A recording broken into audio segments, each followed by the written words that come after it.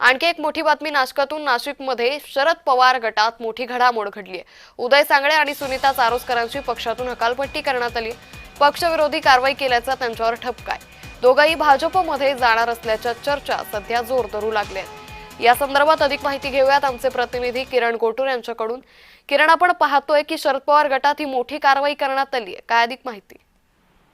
अंकिता, अगदी विधानसभा निवडणुकीतच हे दोन्ही नेते सिन्नर आणि दिंडोरीचे हे राष्ट्रवादी पवार गटात आलेले होते आणि दिंडोरीमधून सुनीता चारोसकर आणि सिन्नर विधानसभा मतदारसंघातून उदय सांगळे यांनी विधानसभा निवडणूक ही लढवली होती आणि त्यानंतर आता हे पक्षातून बाहेर जात आहेत अशा पद्धतीची चर्चा सुरू आहेत आणि त्यानंतर ही जी कारवाई आहे ती पक्षाच्या वतीने करण्यात आलेली आहे।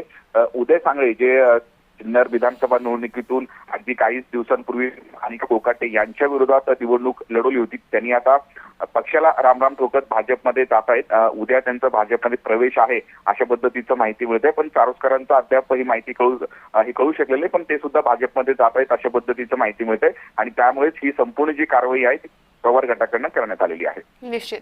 धन्यवाद किरण, आपण दिलेल्या सविस्तर माहितीसाठी।